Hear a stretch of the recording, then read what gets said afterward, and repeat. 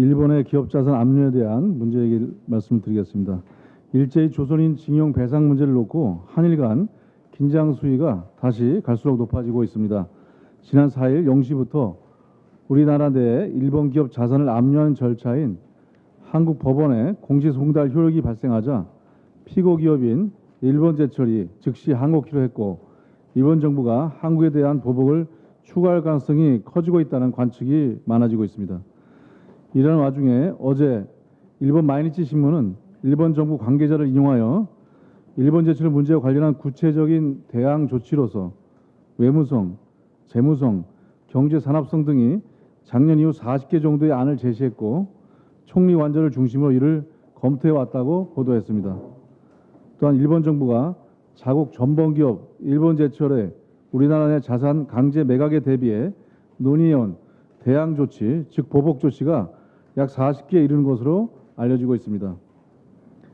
개인 청구권은 소멸하지 않았다는 점이 국제법적으로 인정되고, 일본 내에서도 이에 동조하는 같은 목소리가 있는데도 아베 정부는 전혀 요지부동이니 매우 유감이 아닐 수 없습니다. 또한 일방주의를 버리고 간극 좁히기 노력을 벌여야 하는데도 추가 보복을 시사하는 등 되려 배짱을 부리니 적반하장이 따로 없습니다. 국제사회에서는 일본의 국격을 의심하며 일본 정부에 경고하는 목소리가 갈수록 커지고 있습니다. 일본 안배 정부는 지금이라도 이러한 목소리의 준엄함을 깨닫고 추가 보복 운운은 하는 얘기를 접고 이제라도 결자해지 이를 저지른 사람이 해결해야 하듯 가해국으로서 대안을 갖고 출구를 찾는 노력에 적극 나설 것을 강력히 촉구합니다. 최근 언론에서 2018년부터 수도권과 충청권에 소형 아파트 42채를 사재기하고 제대로 신고도 하지 않은 40대 미국인과 한국에 유학 가서 수도권과 부산에 아파트 8채를 산 30대 중국인이 우리 세정당국에 적발되었다는 보도가 있었습니다.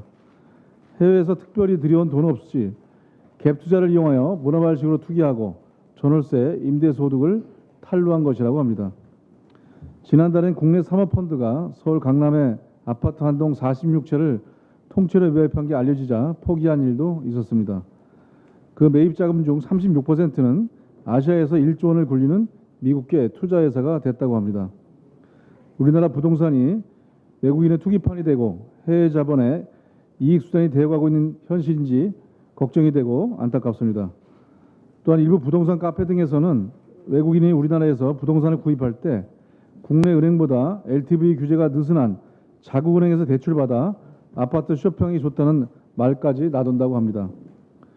우리 당과 문재인 정부는 외국인들의 부동산 투기판이 되고 있다는 우려를 불식시키기 위해 최선을 다하겠습니다. 현재 외국인이라 해도 투기성 부동산 구매에 대해서는 취득세 중과세를 적용하는 법안을 준비하는 등 대책을 마련 중입니다. 국내 투기 세력뿐만이 아니라 해외 투기 자본이 국내 부동산 시장을 교란하는 투기 행위를 용납하지 않겠습니다. 또한 국민의 주거 안정과 자산시장 거품 방지를 위해 계속해서 지속적인 주의와 노력을 기울이겠습니다.